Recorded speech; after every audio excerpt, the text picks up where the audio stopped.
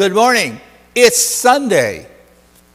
It's a day for rest and reflection and maybe to catch up on some chores or a little bit of gardening. And of course, to come to a church service. And I am so glad that you have decided to join us here at Channing Memorial Church for our May 23rd Sunday service. Now, for those of you who may be joining us for the first time, I'm the Reverend Bill Zelazny. I'm the minister here at Channing Church, and I'll be serving today as the worship leader.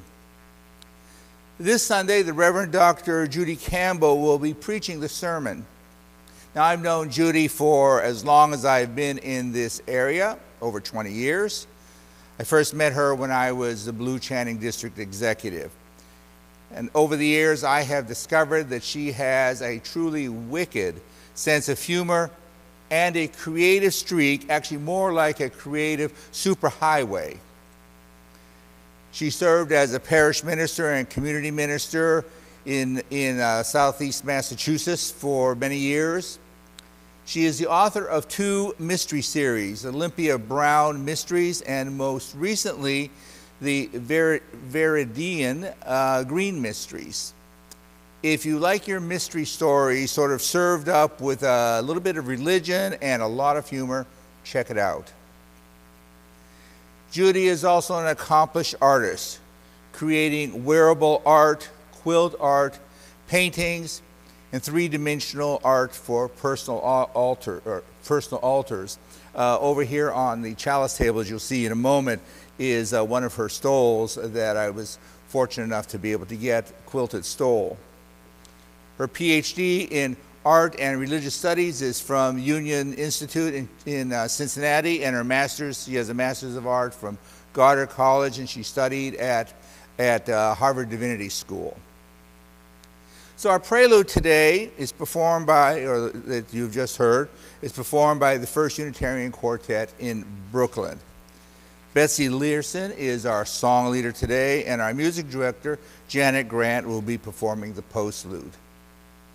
Now, I have several people to call out and actually thank for their work in presenting today's service. Members of our tech team that are here to push the buttons and adjust the volume and staff the cameras are Candy Martin doing production, Cal Pierce on camera, Susan Kironsky, assisted by Michelle Dubuque, is managing the Zoom operations.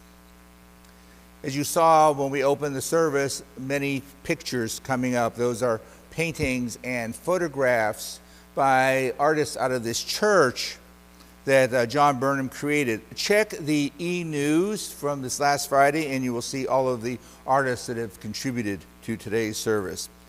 And as always, have the chiming concert at 10:45 with Jana Pedersen.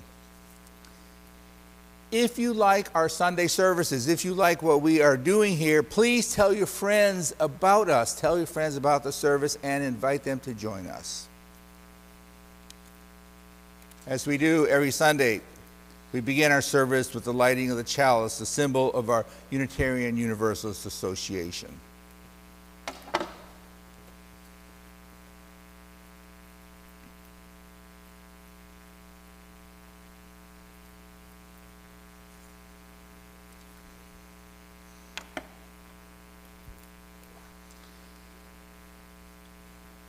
So our chalice lighting words today are inspired by the writings of Susan L. Van Dresser. As we light our chalice, let us celebrate the magic of imagination, which is the path to new concepts and theories and the doorway to making real things never before viewed. Let us celebrate the magic of creativity by which we build a world of our soul and teach its wisdom to others, young and old. Let us celebrate our personal faith within the sphere of our larger faith that gives us foundation and guidance.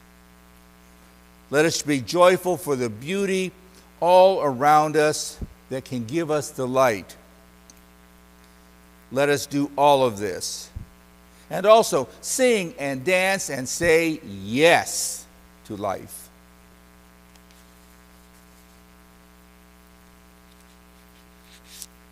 Our first reading this morning is by John Ruskin. Ruskin lived between 1819 and 1900.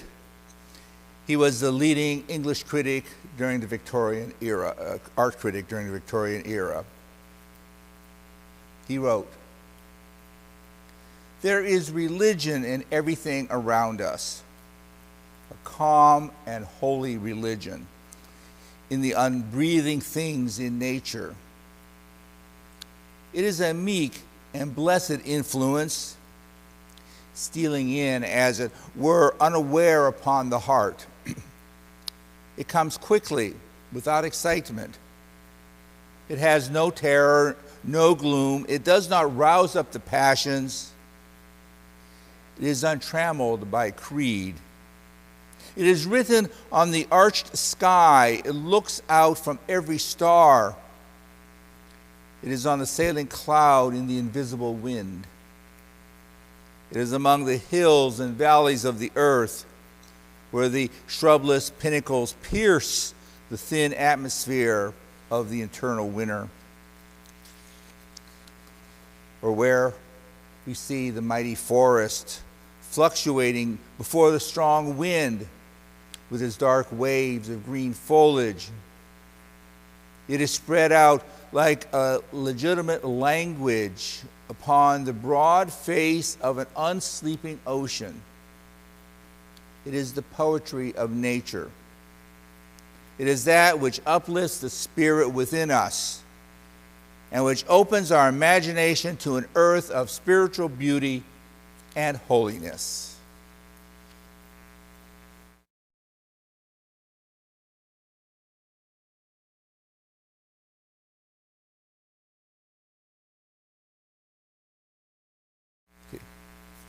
It appears that I did not read the order of service correctly, and I skipped over Judy's opening words.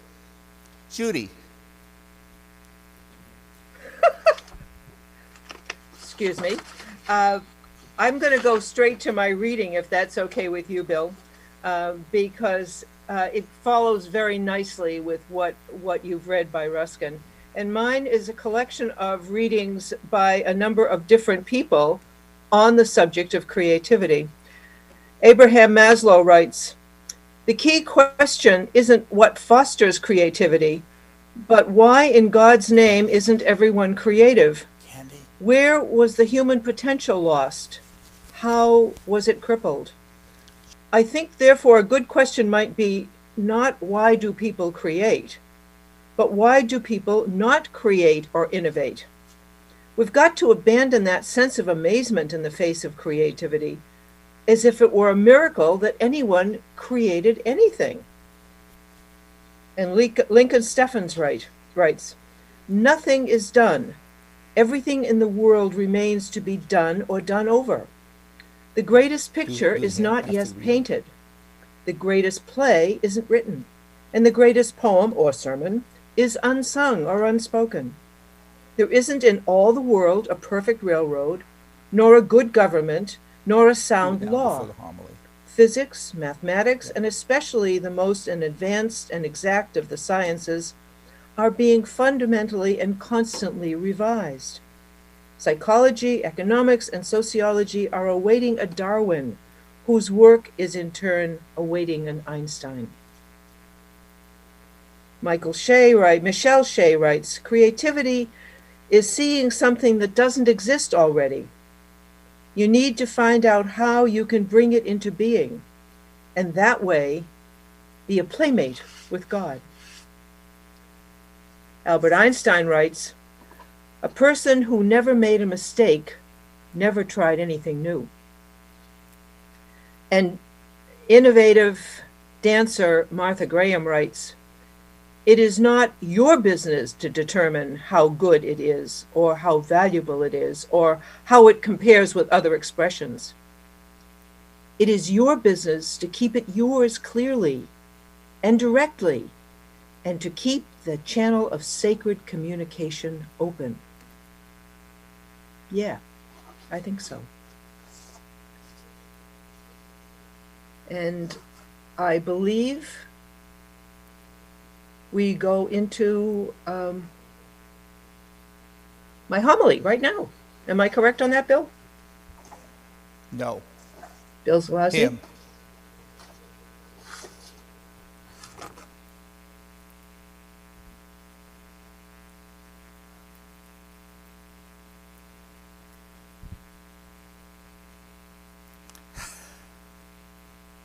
Okay, never mind. Keep on going. How nice it is to be back here with you. Bill, am I on for this homily now? Are you there? Okay. I served as your MSR, Ministerial Settlement Representative, with Bill Zelazny, Reverend Bill, as my supervisor many years ago. And I need to say, again, thank you for the wonderful hospitality and welcome you showed me. I never felt more at home doing something I love to do than with you people. And I want to just say thank you again for that precious memory, which remains mine. But my message this morning is about creativity and the spiritual and mystical elements of the creative experience. And there's nothing I'd rather talk about because in essence, it's the subject of my PhD thesis and my life. But my thesis was entitled Outward and Visible Signs. And any of you who grew up in a more traditional faith and memorized a catechism as a child, remember those? Will remember the first question, what is a sacrament? And the answer was, a sacrament is an outward and visible sign of an inner and spiritual grace. My doctoral studies in preparation for UU ministry were about sources and essences of the creative experience. And like Maslow said, we're all creative, or perhaps I should say we all have the capacity to be creative.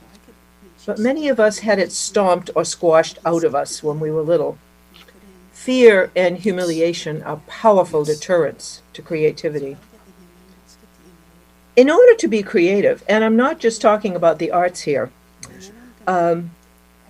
creativity, the creative process is present in just about anything we do. We just have to recognize it. I'll talk about that later. In order to be creative, we need to be willing to take calculated risks, swim in unfamiliar waters, dare to look foolish, make great big whopping mistakes, which I refer to as learning experiences, and learn to look really good with egg on our faces, and that's on a good day. And of course I'm joking, but creativity absolutely involves risk-taking, excuse me, and some of us are better at doing that than others.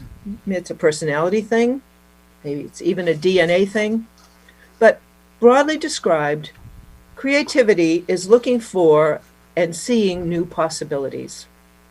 Practical creativity is problem solving, finding new solutions to new or old problems. Our everyday personal creativity is manifest in just about everything we do, making music, in gardening, in cooking, in dancing and telling stories, jokes, in science, in medicine, mechanics, car repair. One of the most creative men I knew was a mechanic who could find anything and make it work inside an automobile. He was amazing. All creativity needs is a place to happen. It needs fertile ground, a problem to be solved, and a human being, that's you, that's me, to give it a try, to risk failure, sometimes more than once, and then keep on going. That is the most important part. Keep on going. Creativity is veering off the script, putting down the plan of action or the to-do list, and being willing to wonder, I wonder what would happen if, I wonder what would happen if I do something totally off the wall.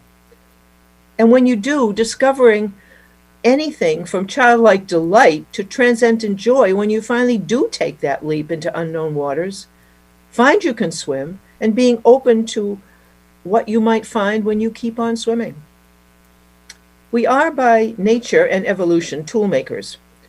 We were born with the capacity to imagine something beyond ourselves and to think outside the box.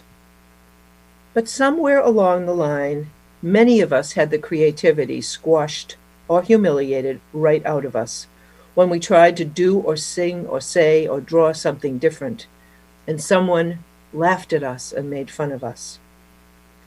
Somewhere in the time when we were making clubhouses and spaceships out of cardboard boxes and refrigerator cartons, and stumbling through puberty and coming of age, we were given some pretty confusing mixed messages about creativity and individual thinking. Think about this for a minute. When we were little, we were told to think and speak for ourselves, stand tall, don't be a copycat, etc. You know it, you heard it. You probably even said it sometimes. And running parallel right along with this, we were told to sit up straight, stay color within the lines, raise your hand to speak, put your names in the upper right-hand corner of the paper, play well with others, and don't ever, ever, ever run with scissors. So much for mixed messages about original and creative thinking. But what about that other aspect of creativity, the spiritual quality of creativity? That mystical sense of otherness which sometimes happens when we are lifted outside of ourselves by something we are doing or seeing or hearing or thinking about, that we become so deeply connected that we lose track of time and space. This aspect of spirituality and creative spirituality is deeply personal and not easily defined. And I think that's a good thing, because once defined, someone's going to make rules and then bylaws and do's and don'ts and form a committee that will further regulate it and take us right back to who decides what are the right and wrong ways to be spiritual and creative. I hope we never come to that. We love meetings, but there's a limit. We each need to feel, heed the spirit in our own ways. It's just that some of us don't quite recognize it when we first experience it. And even if we do, what then? Facets of my own spiritual and religious practice include writing, listening to or making music, knitting, endless knitting, and walking by the sea. These activities soothe and energize me both physically and spiritually. And when I quiet my mind with the walking or the knitting, the monkey mind chatter stops and the creative, prayerful thoughts have a place to emerge and to flower. That's why in my own life, I alternate periods of intense writing, head work, with sewing or knitting or walking, patting my cat. When I switch modes, I'm not emptying my mind so much as clearing away the clutter and making a space for the creative voice or spirit to be heard and reckoned with. That's what I do, and it's what works for me. In order to be creative, you need to make a place in your life and in your mind to let it happen. I said that. And then you have to believe that it will. The same is true for the life of the spirit.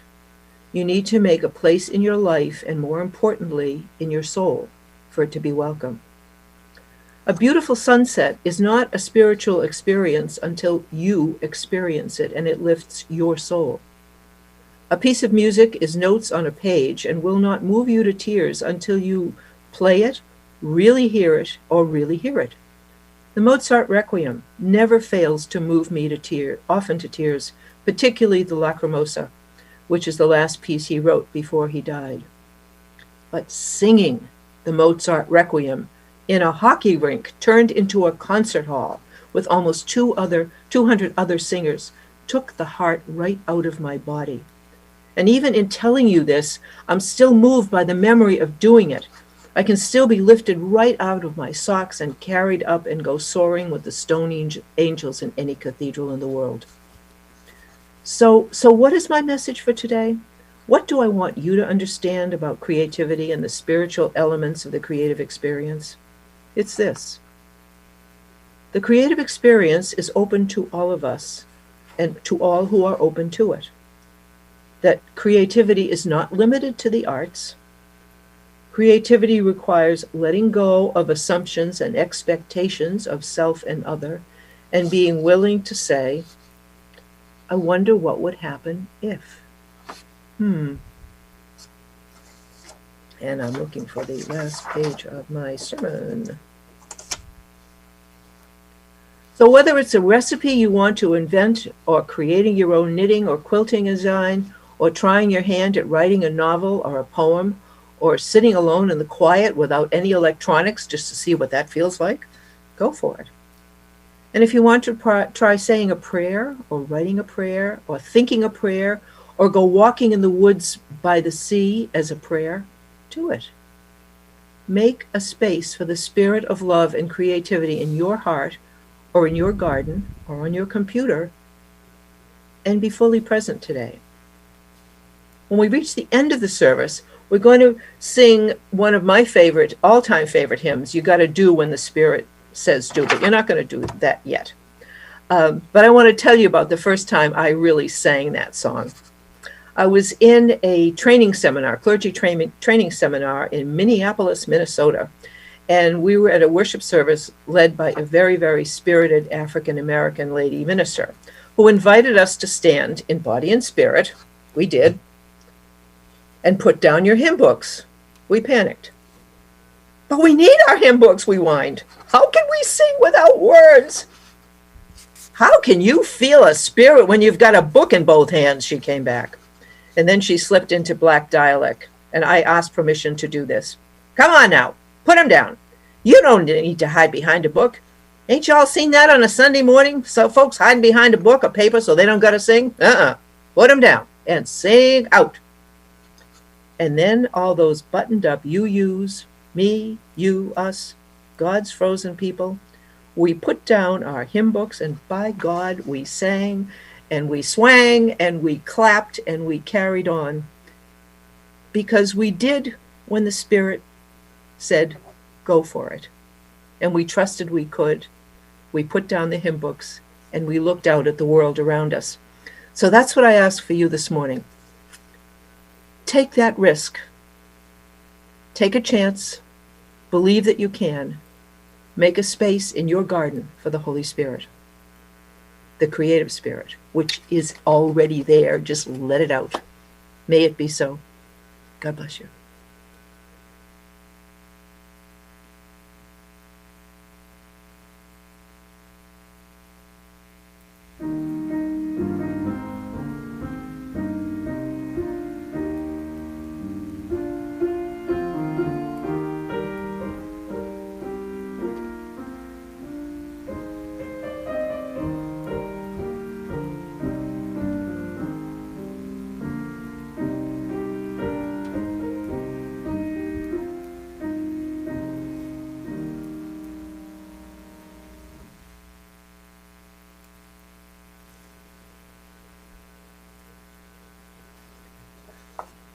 I'd like to read you the words of a Unitarian, that we weren't Unitarian Universalists then, and a total rule breaker and maverick, and someone who changed the world of American letters, E.E. Cummings.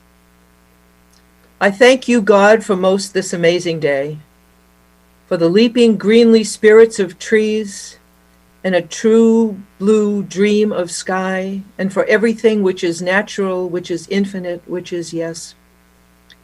I, who have died, am alive again today, and this is the sun's birthday. This is the birthday of life and of love and wings, and of the gay, great, happening, illimitably earth.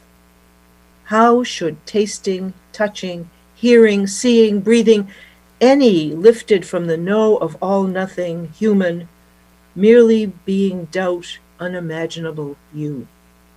Now the ears of my ears are awake, and now the eyes of my eyes are opened. Albert Einstein writes, a person who never made a mistake never tried anything new. And Martha Graham writes, it's not your business to determine how good it is or how valuable it is, or how it compares with other expressions. It is your business to keep it yours and directly, and to keep the channels of sacred communication open. May it be so.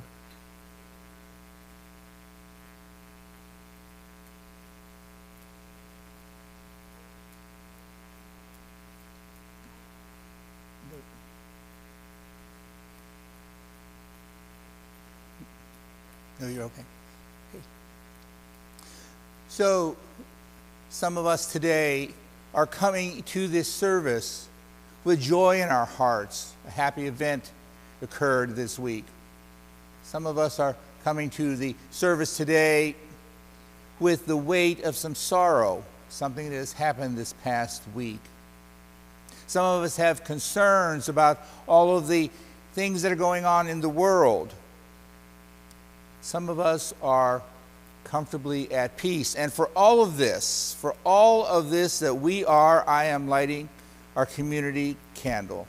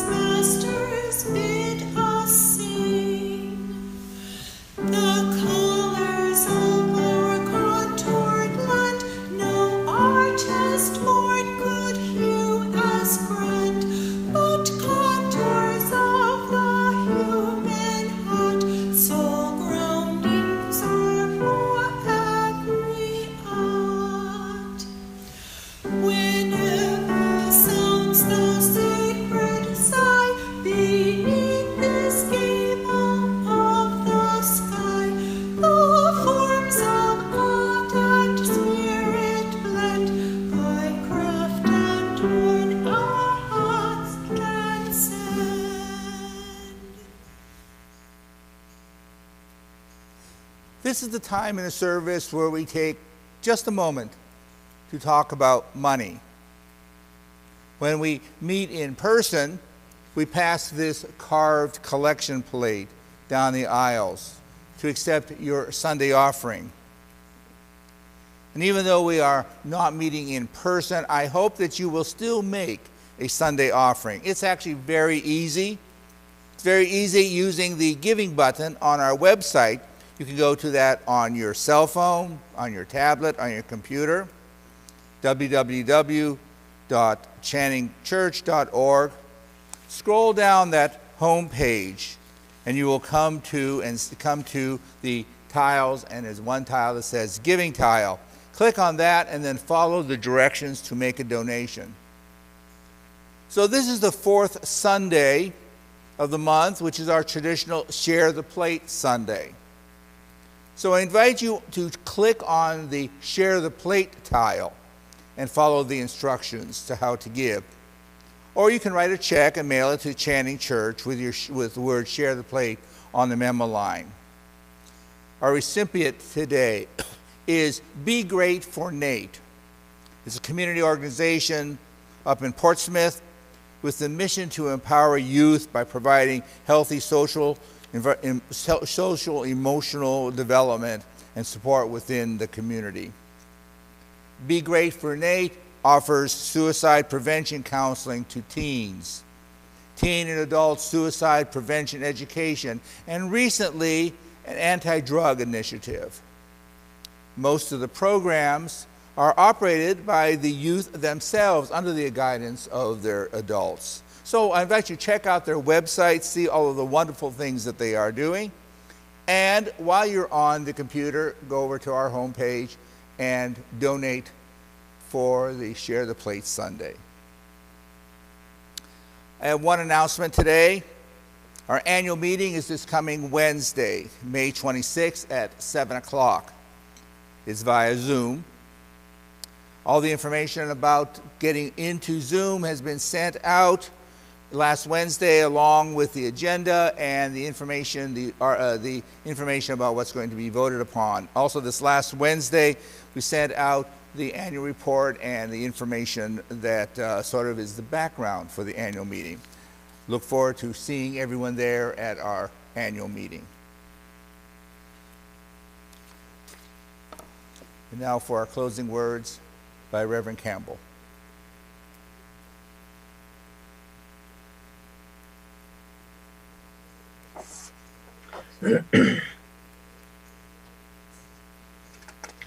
Hold on, just chasing down these.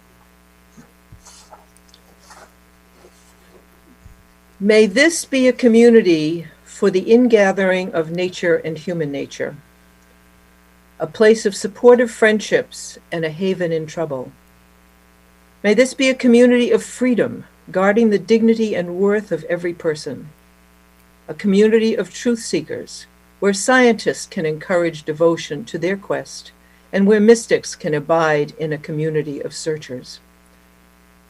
Let it be a community of music and art and words that honor and celebrate the human spirit and the divine within us.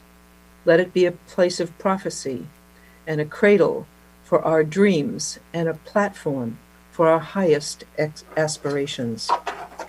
And going back to Maya Angelou and to Ruskin, Maya Angelou writes, "You can't use up creativity. The more you have, the more you have to use." I believe the most single thing beyond discipline and creativity is daring to dare. And from the words that Bill wrote earlier from Ruskin, this is the nature of that creative force which uplifts the spirit within us, which opens to our creative imagination and awareness to the mysteries of this life and our earthly journey of spiritual beauty and unspeakable holiness. May it be so. Go in peace, dear friends. Go in peace.